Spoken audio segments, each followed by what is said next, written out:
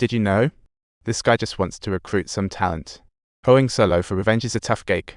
So, he sends a bunch of cash to the farmer, calling it money for clothes.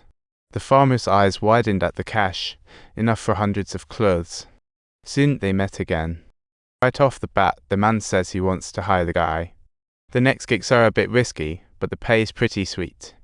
To ease his mind, the man launched into his epic tale of wrongful imprisonment and daring escape. Arthur agreed at once, as the man was his savior. They headed to the police station to investigate the prosecutor who wronged him. Turns out, that guy is now a big shot, the royal prosecutor of Paris. The man thought to himself, he must be living the good. To uncover the truth, he bravely went to the police station, hoping no one would recognize him. Soon, he reached the file room smoothly. He confidently informed staff he works for Paris Gazette, aiming to write on political prisoners.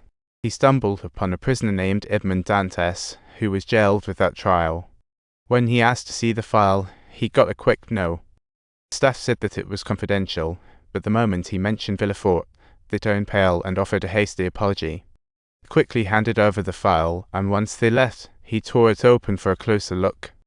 Inside was a whistleblower letter, and as he pondered the contents, he realized it was the smoking gun that got him locked up. But there was no signature. It mentioned the Cadger's Tavern, and he puzzled over why the tavern owner would write him out. He tucked the letter away in his bag. He slid the newspaper back into the file and casually returned it to the staff. Once out of the police station, he took Arthur straight to He wanted the truth, but to his surprise, the owner was long gone. He sold the tavern 4 years ago to open a small inn. At the inn, the owner couldn't recognize him due to his drastic transformation, so he pulled out the whistleblower letter and handed it. The owner read it, not too shocked, until the man introduced himself, and then it clicked. This was the supposedly dead Edmond.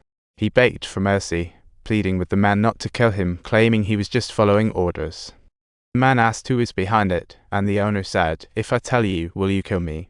To which he responded, "If you don't stutter, I won't, but my friend might." With no choice, he revealed the names Giorgio and Fernand wrote the letter. He tried to intervene back then, but was threatened instead. The man felt a surge of anger at this, all because of their lies. He spent 15 years in jail, living like a ghost. The owner knew he was back for revenge. So, he pretended to plead, claiming he cared for the man's father after he left, even showing some belongings. "You must not have forgotten what you lost," said the owner, but the man just didn't get it. The Giorgio accusation made sense. He took his captain's spot. But why was Fernand involved too? The owner was shocked and exclaimed, "You didn't know? Fernand married your wife, Mercedes. Now they're living up in Paris." The man couldn't sit still. His beloved wife betrayed him. He found had erected his and his father's gravestones too, puzzling him further why assumed death when he was just in jail. After calming down, he returned to the bar and offered the owner a shot at redemption. Join him for revenge. The owner readily agreed, not wanting to make more mistakes. Giorgio was now a successful banker. Fernand switched to politics and even got his title last year. The man told the owner to investigate their connection with Villefort. This guy locked himself up without any trial. Something fishy was going on between these three. Edmond Dantes' time was coming to an end. And so began the Count of Monte Cristo's quest for revenge, with a little cash incentive of $5 million. The man had changed so much that Giorgio didn't even recognize him as the former Edmond Dantes. This was a no-brainer for him, so he eagerly agreed as the man discreetly slipped away to hatch his next plan. He then headed to the telegraph tower, slipping a sedative into the unsuspecting worker's drink. The worker drank it unknowingly, soon felt dizzy and fell. Then his plan began. He started disseminating false intelligence and then sent out the recorded content, promptly receiving a reply from the telegraph station on the other side. Then he confidently used the antidote to wake the worker, who thought he was just hungover. Giorgio, meanwhile, got wind of a riot in Spain and hurriedly sold off the securities. The sudden dip in stocks made him cautious, but since it was money at stake, he followed through. "Are you really going to sell those?"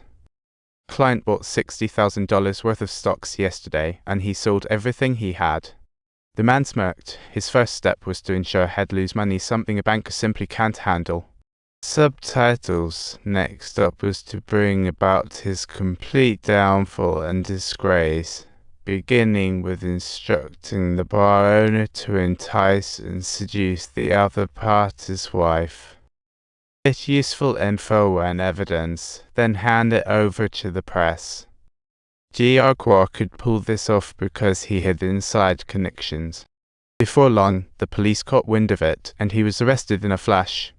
Subtitles: accused of illegal trading on the stock exchange using insider information. He was now destined for a bleak prison life. After being imprisoned, he received a letter. Giagua opened it to find the whistleblower letter inside, and it all clicked.